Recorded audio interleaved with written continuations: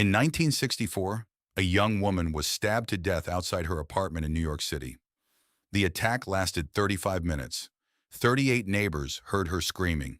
38 people watched from their windows. Not one called the police until it was too late. How is that possible? How can 38 people watch someone die and do nothing? The answer will make you deeply uncomfortable. Because you've done it too. Maybe not with something that extreme, but you've done it. Her name was Kitty Genovese. She was 28 years old. She worked as a bar manager. She was walking home from work at 3 a.m. when a man attacked her.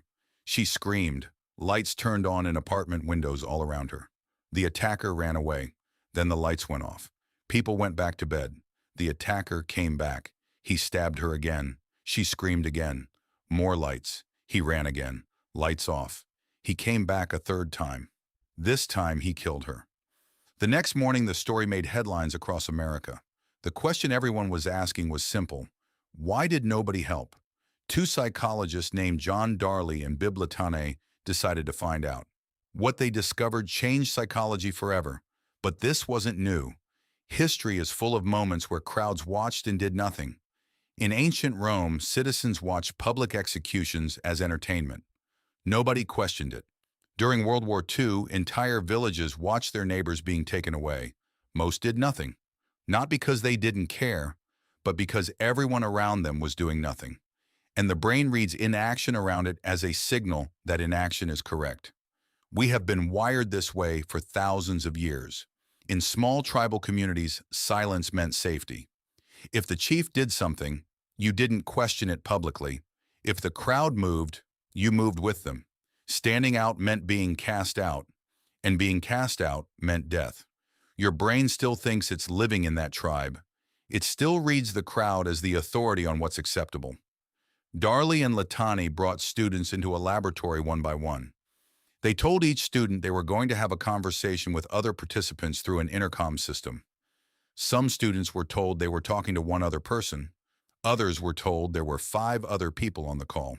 Then, in the middle of the conversation, one of the voices on the intercom started having what sounded like a seizure, choking, gasping, asking for help.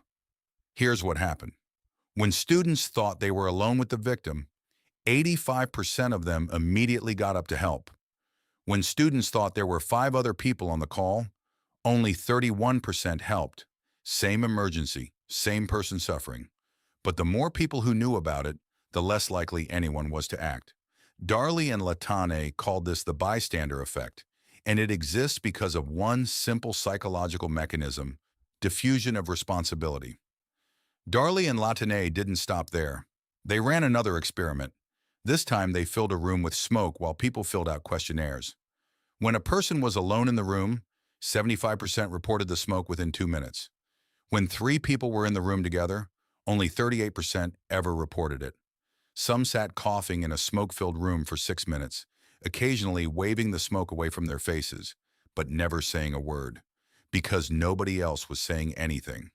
In another study, a man collapsed on a New York subway. When he appeared to be ill, 95% of passengers helped within 70 seconds. But when he appeared to be drunk, most people looked away and waited for someone else.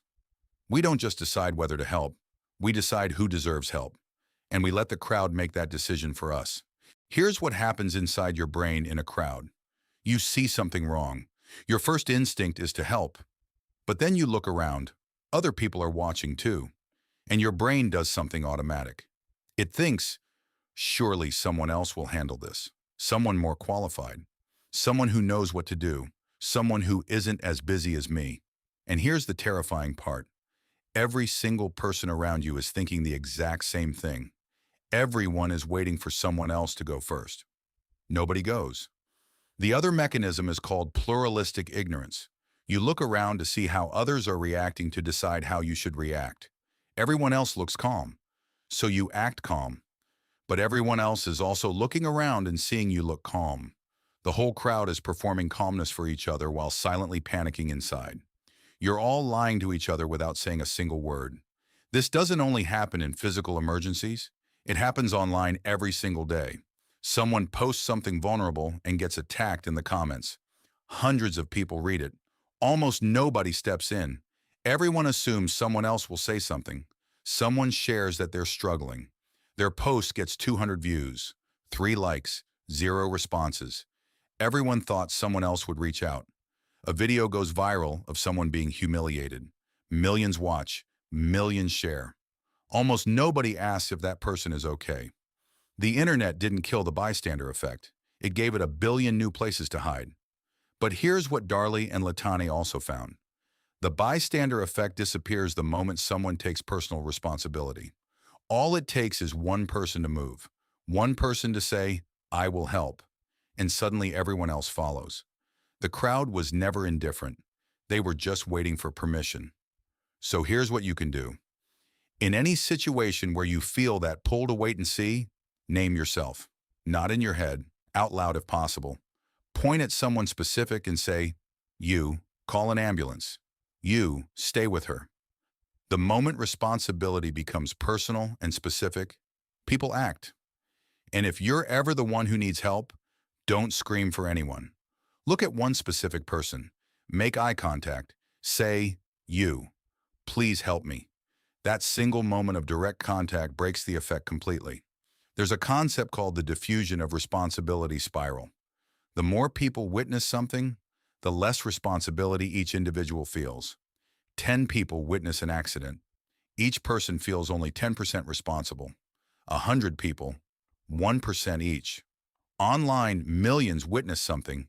The individual responsibility approaches 0. This is why viral suffering exists. This is why people can watch someone's worst moment and scroll past. It's not that humans are cruel.